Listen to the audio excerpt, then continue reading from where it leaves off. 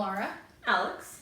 And today we're going to be talking about another holiday video. We're going to be talking about Lammas and Lughnasadh, which is the upcoming holiday for us. It'll be happening in a few days while we're making this, but hopefully we'll have it put up in time for y'all to see it before the actual holiday happens.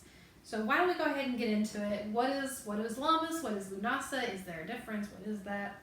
I'll have you go ahead and start us off. Okay. So Lughnasadh is the more Anglo-Saxon version of the holiday. And then Lammas is. Okay, so they're both pagan, but Lammas is less deity specific because it's just a holiday instead of having any deity association strongly with it. Which, for those of y'all that don't know, Lughnasadh is derived from the Celtic god Lu. He's the sun-father god of the Celtic pantheon. Yeah. So and then they are both a celebration of harvest, though. Yes. Both Lammas and Lughnasadh are specifically harvest holidays for celebration and thankfulness for the first harvest of the season. So we're looking at stuff I would associate later in the year, probably based on American weather. I'm thinking Britain's probably a little ahead of us as far as things happen. Because the foods and the things associated with Lammas and with Lughnasadh are like wheat, corn, grain. And I don't know, I always associated corn and grain with like September, November.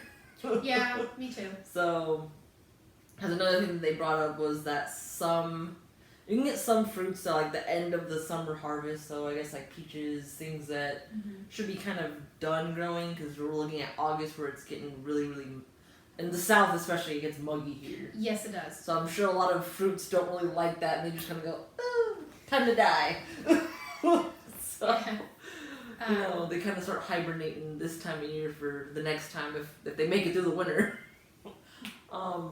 But what were we getting at? So fruit, and then this other thing I was reading is that you can get some squashes in August.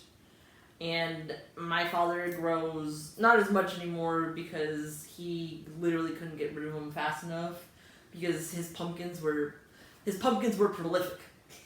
And so he had prolific pumpkins. And so he would just go out and have just bushels of pumpkins. And he's like, I can't get rid of them. Like, no one wants pumpkin. Like, I guess everyone got tired of eating so much pumpkin from him that, like, no one will take the pumpkin anymore. So he's like, there's only so much pumpkin pie I can make, you know? or grill it up or roast it or whatever. So his pumpkins didn't really show up till I want to say end of August. If I had to take a stab at it, and then early September, just kind of when it starts kind of cooling down in Vegas. Yeah. Because if things grew too rapidly in the summer, they'd start bursting. Like he'd get, and that's where you get like fermentation, and especially in like watermelons and other bigger fruit like that, just because it gets too hot. Yeah.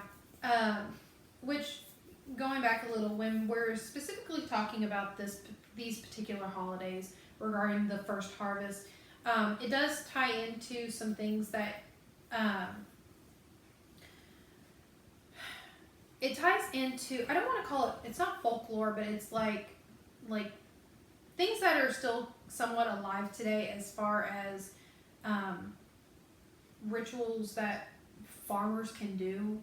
Like, I know one of the things that is supposed to go on with this particular holiday is the idea of, with the first harvest, there is also, you're harvesting stuff to create food, to create celebration of the harvest, but there's also going to be an amount of your harvest, seed-wise especially, that will get set aside to be replanted at the beginning of the next growing season.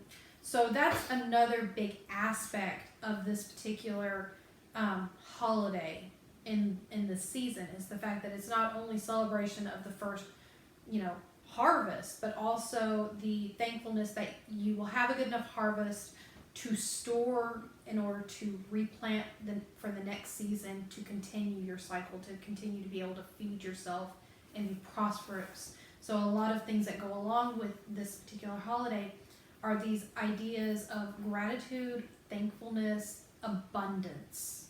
I was gonna say, I felt like this holiday and the next one that's coming up in the early part of fall equinox actually, kind of, if you smush them together, it kind of reminds me of our Thanksgiving. Which again throws me off because time-wise, this doesn't really match our fall holiday season. This is a little too early. It is a little early for where we are in the States, but I will admit that some of this is a little bit easier for me because of where I was raised. There was, like where my grandparents live is very in the middle of the country, like the farming country. Like there are a lot of cornfields, cotton fields. Almost everybody I know, including my family, have a like garden patch, like a vegetable field. Like right now, my grandmother just got done like harvesting tomatoes. I know. I like tomatoes. But because I was raised very much around farmers and planters and people that grow their own produce and vegetables, some of this is a little bit easier for me because this is right in the middle of their garden harvesting. Okay. So some of this it makes me a little homesick because it reminds me, and I do associate a lot of these things with this holiday, with my remembrances of my family and my upbringing, my childhood. Because a lot of this right now can be tied very much into those ideas of abundance and gratitude and, and also not just celebration, but the idea of celebrating as a community or sharing your harvest with the community. So right now, where I'm from, like I said, all of my family are harvesting from their vegetable patches. And so this is the time of year where you expect to hear a bunch of knocks on your door of family members visiting you, carrying a huge cardboard box or a wooden crate of what they've gotten out of their garden. And then, everyone grows a little something different. So you just kind of like, oh, I've been meaning to see you. I've got this bag of, shelled peas from my garden. It's like, oh, well, here, have some of my tomatoes. And literally, like, it's our entire family celebrating and exchanging our abundance from the gardens with each other. So I don't know. This particular holiday is kind of has, I have a soft spot for it because of all that. Yeah, the closest I got to that is my dad. Well, yeah, your dad's a big gardener. Yeah, so, and then my uncle has a farm, but it's not for food, it's for alfalfa. Okay. So, yeah, because I know right now my family is they're doing, I think, tomatoes, okra, there's probably some peas in there. They're always doing like a squash or a zucchini or something. Like there's so much that can go into this. And I love the fact with this type of holiday that it very quickly becomes being grateful for what ends up being produced, but then also having the happiness of sharing it with your neighbors or with your family, and just being able to not only have enough to feed yourself, but also have enough to share with others. And so I feel like that particular aspect is a very big part of this particular season. Like what you just said, like what you said earlier, community. Like I associate this so much with the idea of community. Which I think is unfortunately something that most of newer countries lose. Yeah. Because I know a lot of, especially mainland Europe, still has a lot of smaller towns, smaller provinces. I know parts of Canada are probably like that.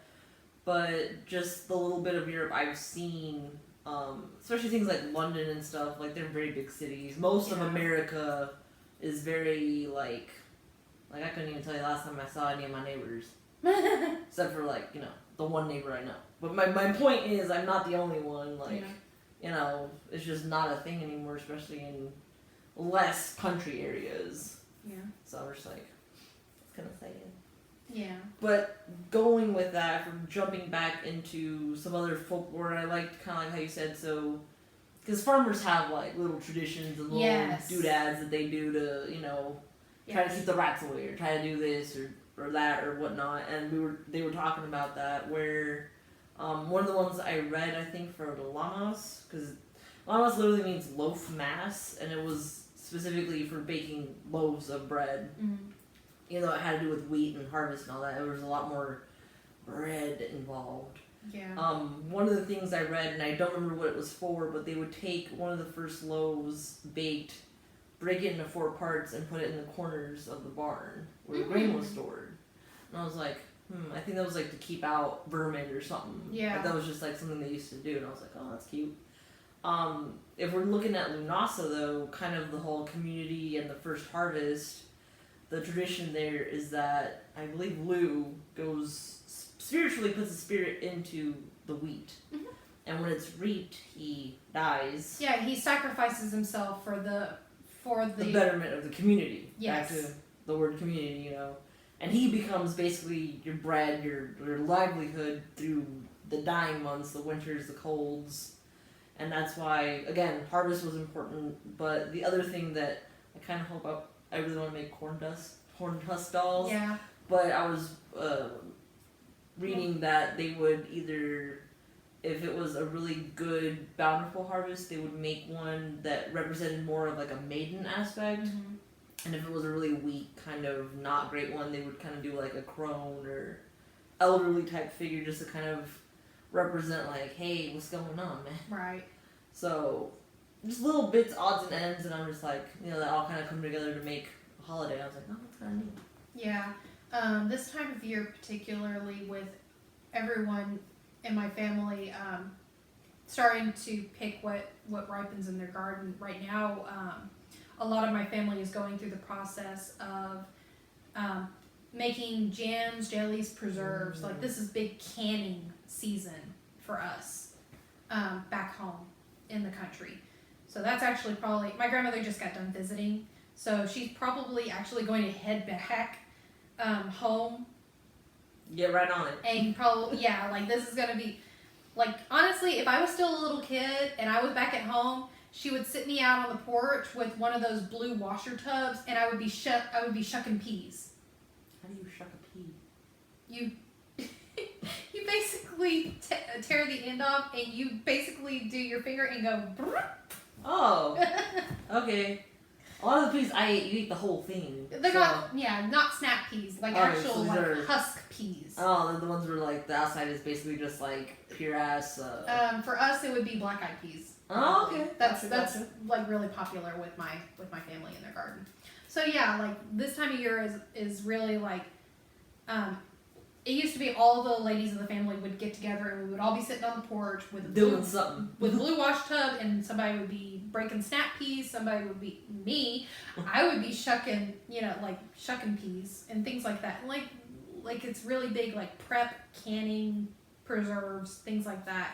And it's normally a family-wide event because it's a huge undertaking. It takes a lot of work. So it's also bringing in that working together as a community to make sure that nothing goes to waste. That nothing goes to waste. Yeah. Like that's a big thing with my family, with where we're from, is nothing goes to waste, especially when it comes to food.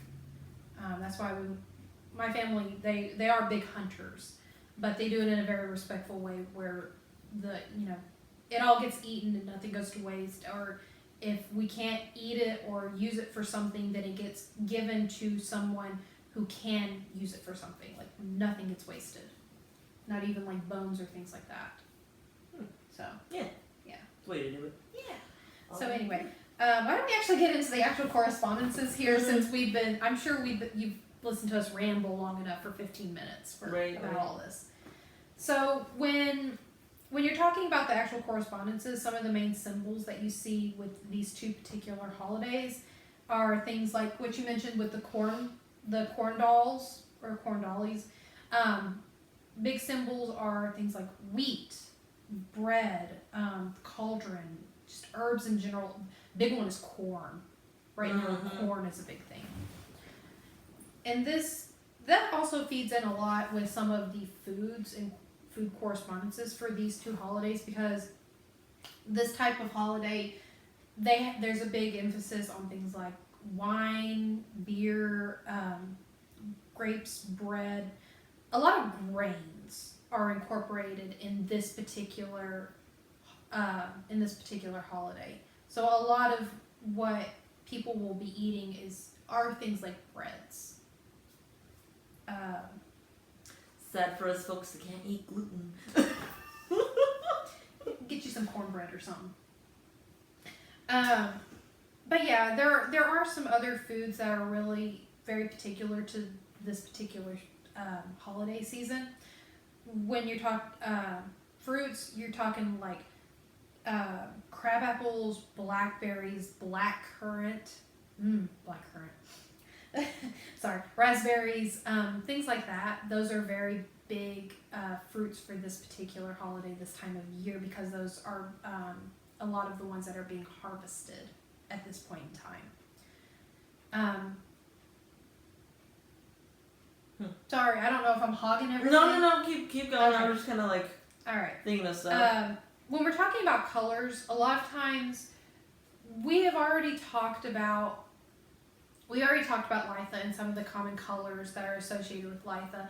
And honestly, a lot of those colors are transcend. They also flow into Lammas or Lughnasadh, because you're still dealing with very outdoors this particular time of year. So we're talking about yellows and oranges and golds and greens. I think that's why I had the most difficulty with correspondences on this video, because it sounds really similar to the other one, because it's still very, up until the harvest, like the actual harvest, it's very about the god Lu, who is a representation of the sun. Mm-hmm. So it's still very summery, kind of bright colors, outsidey, kind of hot. And I think stuff. That's the thing. With Litha, we're talking about more of an astrological event. Mm-hmm. And then with Lammas and Lughnasadh, we're talking about a more human event of we're finally reaping what we've sown, and we're gathering the results from the sun. The sun is feeding into us, keeping us alive, growing our things, and now we're finally able to reap that. And so you're actually pulling in that solar energy, not just from being out in it and having it around you, but now you're actually able to take the results of that solar energy and take it into your body and have it become part of you. So I think that's kind of a way to help with this, is a lot of things are kind of likening back to Litha, but one is a very astrological event, and then the next one is a more human event. And it's kind of we're now reaping the results of the astrological event in some ways, and being able to actually take in that energy. That's why some of the color correspondences are the same, where you are having these yellows and oranges and golds and greens, because those are the colors of the food that you're picking out of your gardens and things like that. When we're talking about specific, talking about the foods and the colors, some of the popular herbs that go along with this particular holiday season for us, heather is a big one, I know that for sure. But also things like wheat and grains, like I've already mentioned, goldenrod, Queen Anne's lace is a big one, I want to say. And then I want to say vervain and mugwort are really big ones. Is it that smelly one? The gym sock thing? Yes. I think so. It's either that or vertiver. I always get vervain and vertiver mixed up. Please don't be angry at me. I think vertiver is something that smells nice. I think so. But it's, like I've mentioned before, I have dyslexia, so certain words, if they're too close together, they get scrambled a bit. I'm just laughing because I've only had to smell vertiver that one time, or no, vervain. That one time because you needed some, and holy jeezels, it does smell pretty. Yeah, it can edge towards dirty gym socks.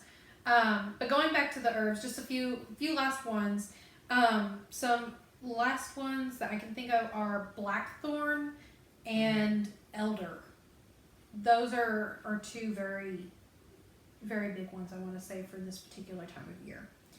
And then we already mentioned specifically with Lughnasadh that the Celtic god Lu is kind of the main one for Lughnasadh, but when you're also looking at Lammas, or just in this particular time of year specifically, there are other deities that can be associated with this, and a lot of these are going to be specifically harvest deities. Harvest deities. So, like the one that I can think of the most, other than Lu, is going to be like Demeter, just because.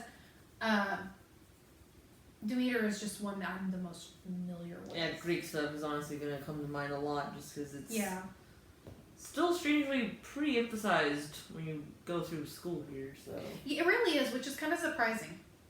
Yeah, I guess it's like, oh, it's fiction. Or because it's considered classical learning, maybe? Yeah. I mean, that's the kind of strange thing is things like that, at least here in this part of the States, are not really considered. It's almost looked at like a dead culture. Yeah. Like it does. They look Instead at it of looking at it like heathenry. Yeah, it's looked at like, oh, look how people were back then. Yeah, it's looked at like it's a dead culture, like it's something that's not still around or still alive in some way. So they almost attribute it to like classical learning. So it's very strange.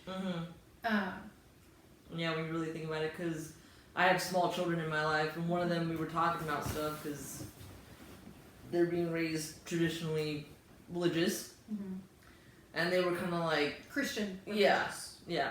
Just to be clear. Yeah, and lost my train of thought. Anyway, it's okay. They kind of like told me, they're like, oh, like look at all this. Basically, it was like, look at these crazies, and I'm like, technically, there's still people that do that, and they were just like. Oh, they gave you that I don't quite believe you look? They gave me the real stink eye, and I was like, oh god. Nothing's worse than getting a child giving you the stink eye. I know. Good gravy. But yeah, so if y'all like harvest deities, because we're not going too much in depth, because like we said, we've talked about it before, we don't want to.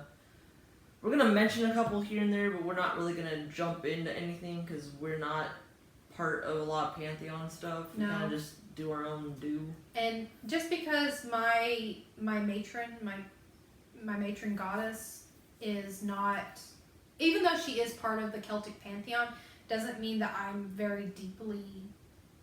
I don't really do much else within the Celtic pantheon. I mostly just work with her, and that's pretty much it. I do have some basic knowledge about certain other Celtic deities, just because it's a part of her world, and so therefore for me to understand and get to know her better, I try to understand her and her natural, background, family basically. But it doesn't mean that I actually really work with or do anything with any of the other Celtic deities.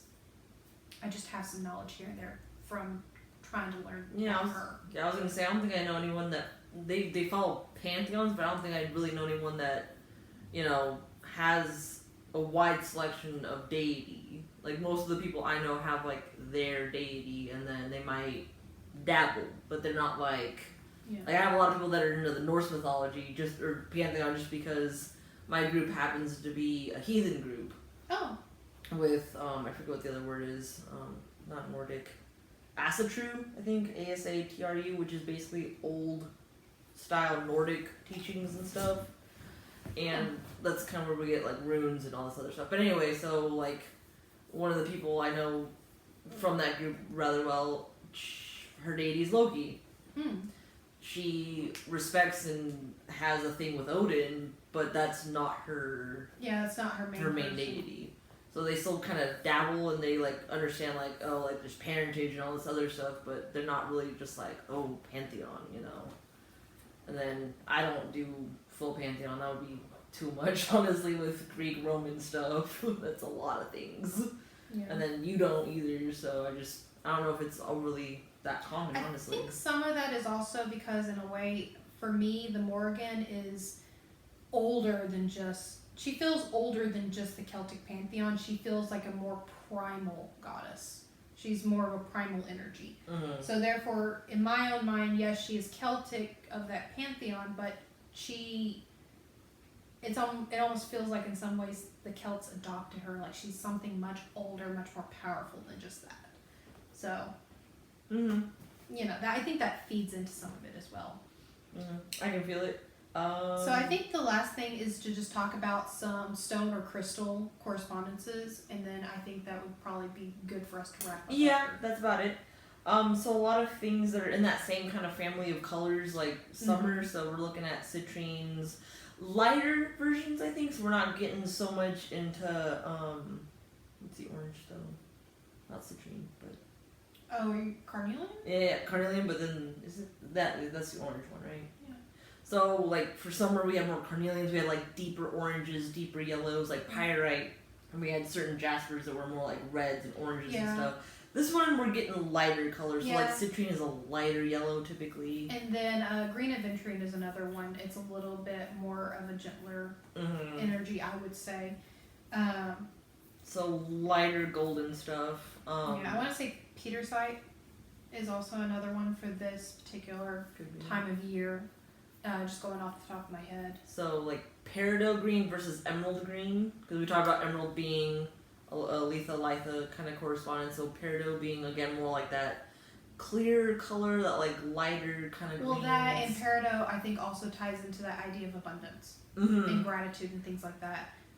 Peridot's very connected to the sun though too, which you would think. Yeah. So it could be also with litha, but I don't remember us talking about that as much. I remember we talked about emeralds though. Yeah. So lighter colors, but still quite colorful things. Not so much darker stones quite yet. This one had we had a lodestone in our notes. Lodestones, I really don't know how to feel about lodestone. It just always looks so funny to me. But yeah, so lighter colors, but still colorful. So we're not getting too out there yet. Yeah. I feel like I was gonna say something earlier. I was gonna talk about, because you had mentioned fruit gathering this time of year. Yes. I read this I follow a lot of pages on my Facebook, and I share a lot on my Facebook, as you all know. One of the things, and it wasn't in America, I forget what country they're in, but they're a bat sanctuary. Oh. And it's really cute because, like, anytime they have to rehabilitate little bats or something, like, you'll see little pictures of the little bat all wrapped up, munching on fruit, and it's just so cute, but, like, it's really sad because a lot of them are orphaned bats. Yeah. And they're talking about, like, be careful with, like, low hanging wires and not having all this stuff in your yard and whatever, but one of the things they were talking about, and they actually rescued the bat this time, thank goodness, but I guess there's some kind of netting, which I get, you gotta protect your fruit and whatever, but the netting was big enough for her to get stuck in it. Oh. So, like, they literally have to, like, fish bats out of trees all the time because they get stuck in netting, and a lot of them will get eaten by predators, or they'll just kind of die because they can't get the food. I actually saw something here recently on, like, a little trick to try and keep, like, birds and other critters, like, from eating your fruit. This particular example was given for, like, a strawberry patch or something. But they took little rocks that were about the same size as what their fully ripened strawberries would be, and they painted the rocks to look like strawberries, so that whenever the critters and birds would try to eat it'd be too hard. Yeah, they would basically be trying to eat rocks, and they're like, oh, well, this food is no good, and they would go elsewhere, and then your actual strawberries would come in, and they still wouldn't come back and eat them because they thought they were still rocks. I feel like certain birds might be too smart for that, though. Well, of course, but I mean, it would deter, you know, some. But the majority of it. Yeah, what I was gonna mention though is that if you are netting, just be mindful of critters, even though if you don't want them to eat your stuff, just please be kind. You know, if it's just birds or squirrels or whatever, I don't know, have a bird feeder, have food not for you that's kind of detracting them from eating your food, or if you have to net stuff up, net it in a way where you're not gonna hinder or hurt anybody. Just, you know, be nice about it. You know, especially because that bat sanctuary, they were talking about how it was mommy season.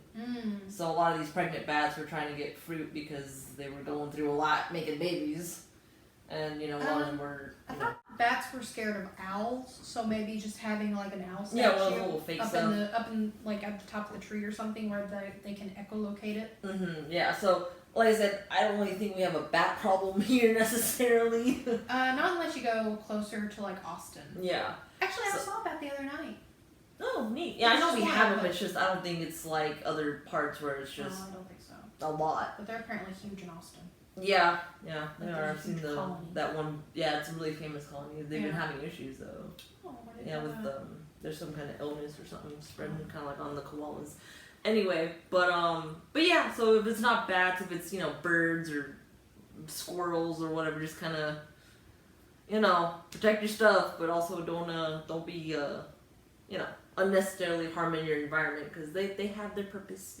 They do what they do.